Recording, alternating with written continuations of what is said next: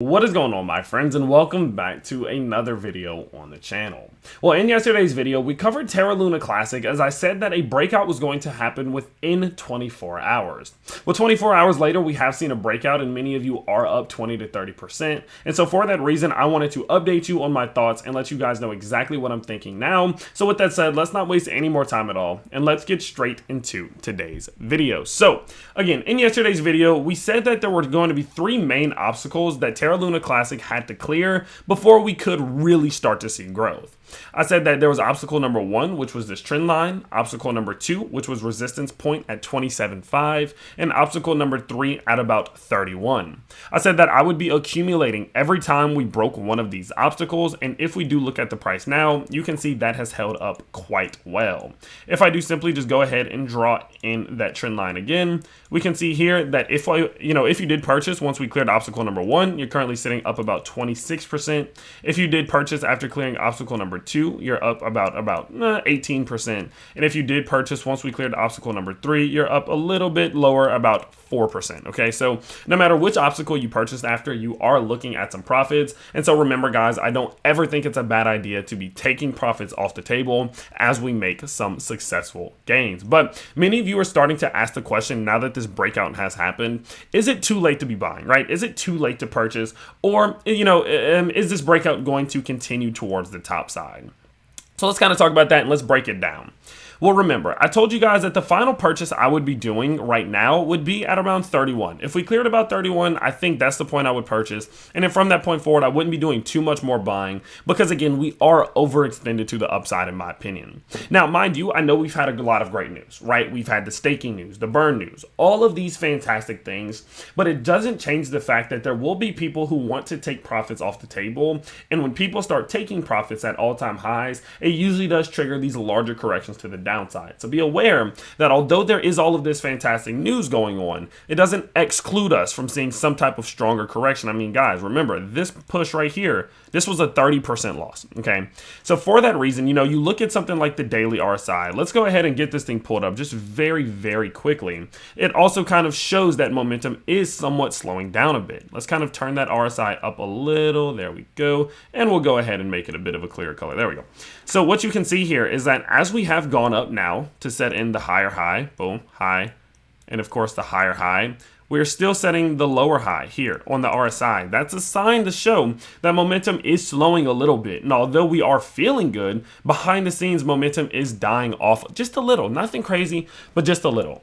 So personally speaking, at this point, I don't think it's a terrible idea to be making more buys, but I wouldn't be accumulating like crazy. I wouldn't be doing these huge, massive purchases, even though it could still go up continuously. I think that going in on a massive purchase right now would be a little bit of a risky thing to do. Now, if you're doing any purchases at this point, I do believe it will be important to set a stop loss. Now, a stop loss is simply just a level that you're either going to take profits at or a level that you're going to close any buys that you do. So if you purchase right now, there's a level set to where if it goes below that point, you sell it expecting that it will continue to the downside. The point in which I would be looking to set a macro stop loss is actually going to be below this line here. So if you're going to be purchasing, I would at least be setting a stop loss around this trend line, this level of support, because this is actually going to be a massive deciding factor of if we are going to see a strong crash to the downside. The reason I say that is because at this point we are still within ascending wedge territory, right? We are still in the territory to see some type of bouncing of this nature and then maybe even a continuation to the top side. Nothing terrible. But if we are going to start to roll at some point and lose this level of support, there is a very likely shot that we are going to start to push back towards some of these, 20 to 18 levels. And for that reason, I don't want to see anyone buying up here and it ended up seeing their price or the price afterwards just crashing 50-60% to the downside. That's never good. So make sure if you are purchasing at this point around 32, 33, you are setting a stop loss and you are making sure you're protecting yourself, especially to the downside. So remember, this level of support is going to be the main deciding factor, in my opinion, of when we are going to see a large correction to the downside. Well, now that we know that, we can be doing some buying here, it's not a terrible idea to be doing some buying, but it is more risky and we should be setting a stop loss. Let's talk about, well, just how high can this thing go, okay?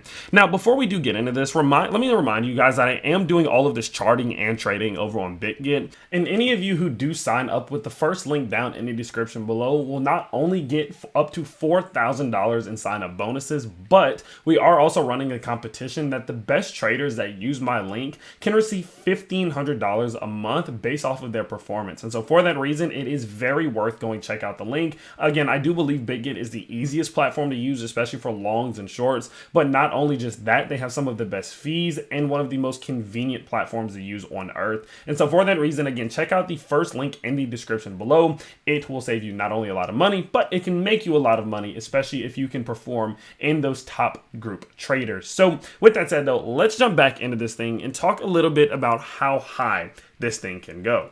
So personally speaking, I think that we could still see that 36 to even up to 40 level. If we look at something like just the Fibonacci's, let's just start off with the Fibonacci's and make it super easy. Let's remove all indicators and we get this pulled up. What we're going to do is we're going to go swing high to swing low. And what we can see is that we are currently seeing a lot of rejection at this 1.272 level, okay? Let's just put that there, okay, 1.272. Now, this is generally a level we will find resistance, but if we clear it, there is a strong chance that we will usually push up to this 1.618. Now, I know my handwriting is ugly, but don't mind that. We will usually push up to this 1.618 Fibonacci level, which is currently sitting right around, let's go ahead and call it 36, okay?